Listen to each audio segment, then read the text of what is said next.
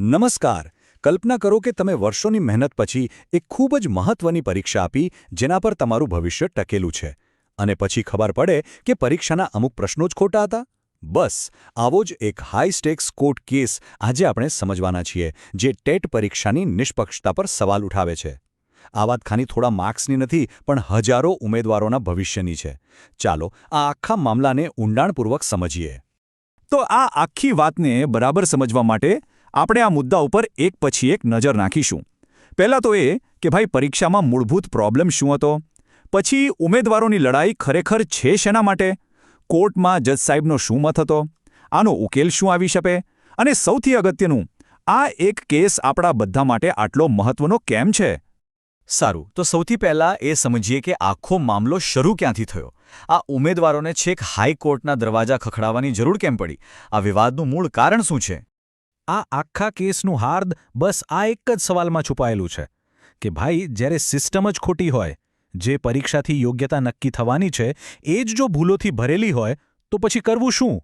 આ એક ગંભીર સવાલ છે જેણે આખી કાનૂની લડાઈને જન્મ આપ્યો છે.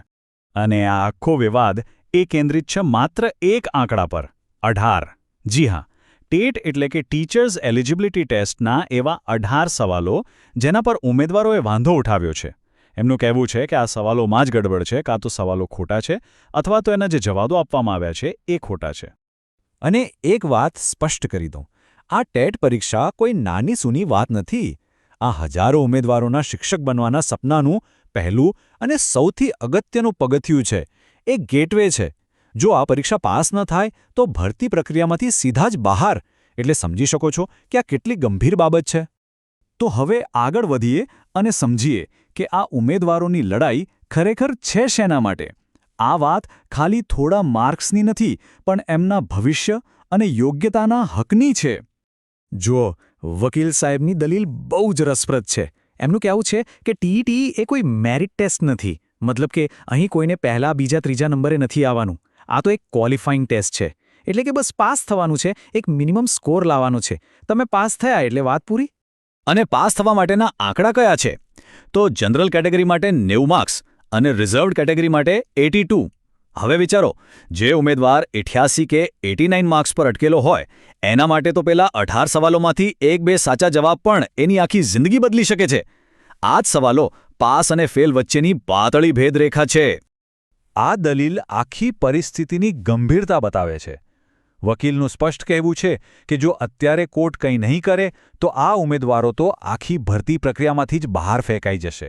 એમની કારકિર્દી શરૂ થાય એ પહેલાં જ પૂરી થઈ જવાનો ખતરો છે. ચાલો હવે વાત કરીએ આ કેસના સૌથી રોચક અને નાટકીય ભાગની, કોર્ટરૂમમાં જે કાનૂની દલીલો થઈ એની. અહીં એક તરફ છે વકીલની દલીલો અને બીજી તરફ છે ખુદ જજ સાહેબનો જ એક જૂનું નિર્ણય. બહુ જ રસપ્રદ ટક્કર છે આ. વકીલ પોતાની વાતની શરૂઆત એક મજબૂત પુરાવા સાથે કરે છે. એ કહે છે કે સાહેબ, 2017માં આ જ કોર્ટે આ જ ટેટ પરીક્ષાના મામલામાં દખલગીરી કરી હતી અને ઉમેદવારોને ન્યાય અપાવ્યો હતો. મતલબ કે કોર્ટ માટે આવું કરવું એ કોઈ નવી વાત નથી, પહેલાં પણ આવું થઈ ચૂક્યું છે. પણ અહીં આવે છે એક ટ્વિસ્ટ. જજ સાહેબ તરત જ વકીલને રોકે છે અને કહે છે, હા, એ વાત સાચી, પણ મેં હમણાં જ એક બીજો નિર્ણય આપ્યો છે જેમાં મેં દખલગીરી નહોતી કરી. જો તમે 2017ના નિર્ણયની વાત કરો છો તો મારે મારા પોતાના લેટેસ્ટ નિર્ણયની વાત પણ કરવી પડશે. લો, હવે થઈને મૂંઝવણ. તો સ્થિતિ કેવી ઊભી થઈ? એક તરફ 2017નો ચુકાદો છે જે કહે છે કે કોર્ટ દખલ કરી શકે છે અને બીજી તરફ આ જ જજ સાહેબનો તાજેતરનો ચુકાદો છે જે કહે છે કે કોર્ટે દખલ ન કરવી જોઈએ.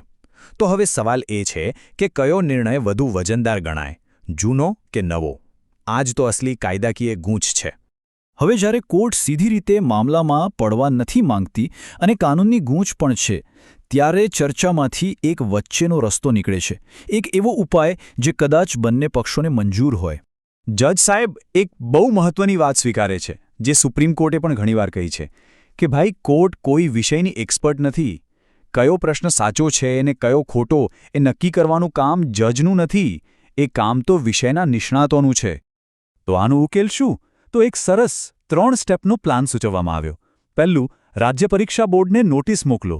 બીજું, એક સ્વતંત્ર નિષ્ણાતોની કમિટી બનાવો. અને ત્રીજું અને સૌથી મહત્વનું, આ કમિટીને પેલા 18 વિવાદિત સવાલોની ફરીથી તપાસ કરવાનું કહો. એકદમ વ્યવહારુ ઉકેલ. તો અંતમાં ચાલો જરા ઝૂમ આઉટ કરીએ અને જોઈએ કે આ એક કેસ એક પરીક્ષા અને થોડા ઉમેદવારોથી ઘણો વધારે કેમ છે. આની અસર દૂર સુધી કેમ જઈ શકે છે. ખરેખર તો આ કેસમાં ઘણી મોટી બાબતો વચ્ચેની ખેંચતાણ દેખાય છે.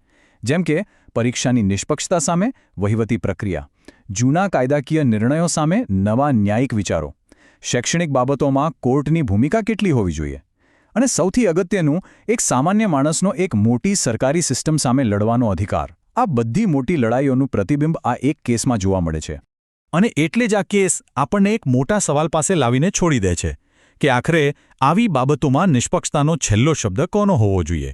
કાયદા અને જૂના નિર્ણયોથી બંધાયેલા જજનો કે પછી વિષયના ઊંડા જાણકાર એવા નિષ્ણાતોનો? આ સવાલનો જવાબ જેટલો અઘરો છે એટલો જ આ કેસ મહત્વનો છે.